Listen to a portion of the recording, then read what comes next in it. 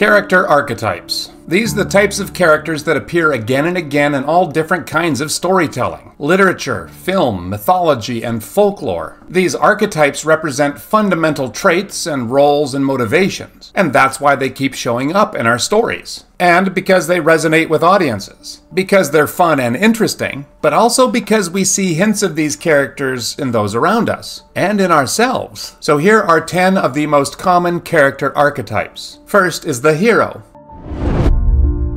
Heroes are courageous and determined. You need to be when you are venturing forth on a noble quest or journey to confront great challenges and vanquish formidable foes. Heroes are usually driven by a selfless desire to protect others and uphold justice. And when it comes to right and wrong, they're on Team Right. With unwavering resolve, they are willing to sacrifice themselves for the greater good. Early examples of this archetype are Achilles, Odysseus, and Beowulf.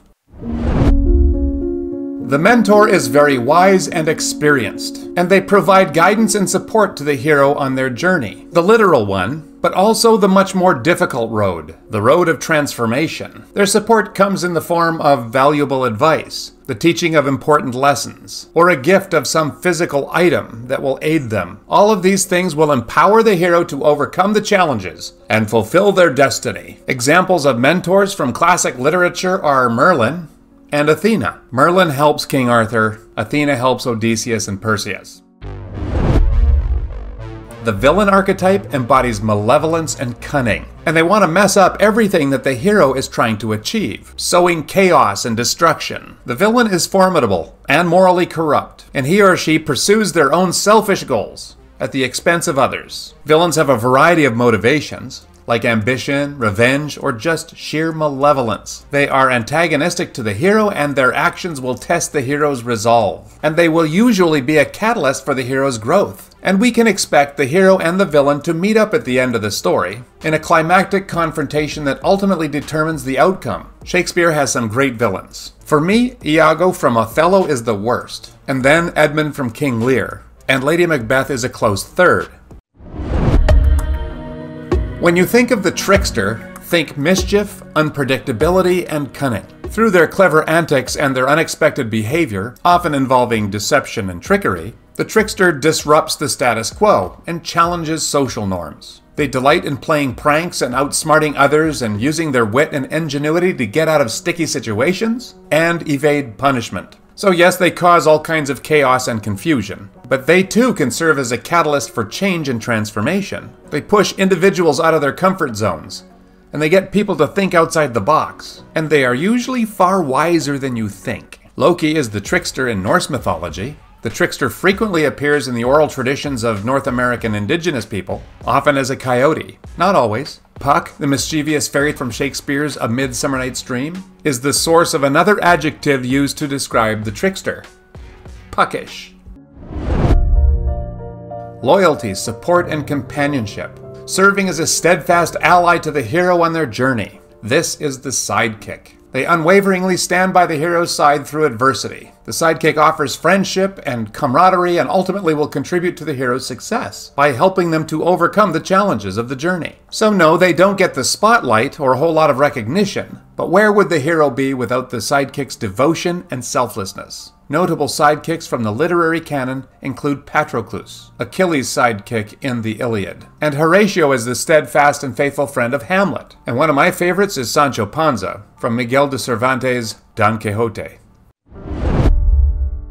The damsel in distress archetype represents vulnerability, innocence, and the need for rescue. Typically, this archetype is portrayed as a helpless and endangered female character. She's in a perilous situation and can't escape it on her own. Imprisoned by a malevolent villain or threatened by external forces, the damsel in distress relies on the hero to come to her aid and save her from harm. Modern portrayals of the damsel are not quite so helpless, nor are they always female. But we will never lose the damsel, because we all feel helpless and overwhelmed from time to time, and we need a character that represents this feeling in our stories. Filling this role, we have Shakespeare's Ophelia from Hamlet, but she unfortunately found herself in a tragedy, so she doesn't get rescued. Instead, she goes insane and dies. Then we have Princess Leia, but she doesn't really fit the archetype either because she's also kind of a hero, although Luke and Han did rescue her twice. And then there's John Watson from Sherlock Holmes and Peeta Mellark from The Hunger Games. These guys need rescue from time to time.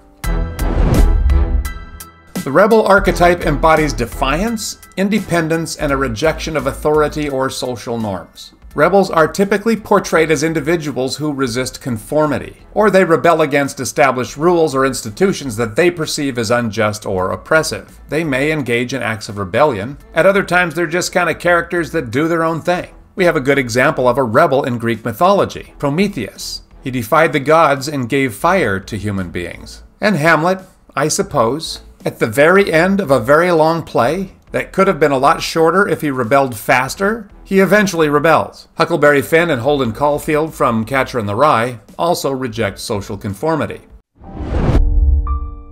Purity, naivety, and a sense of childlike wonder are the traits of the innocent. These characters are often symbols of goodness and virtue. Innocent characters are typically portrayed as pure-hearted individuals who possess an inherent goodness and optimism. They view the world with wonder and curiosity. They lack worldly experience. They are not cynical, and they also believe in the goodness of others. Characters from literature that are innocent? How about Beth March from Little Women? Certainly Miranda from The Tempest, and Candide from Voltaire's Candide.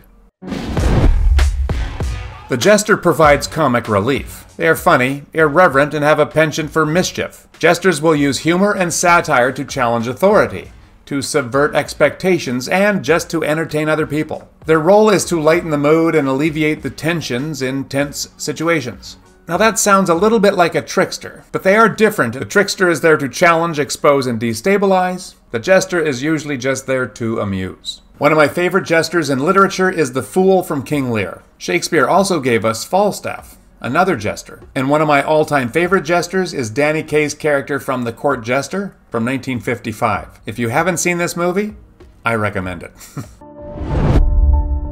For the 10th character archetype, we have some options. The Femme Fatale.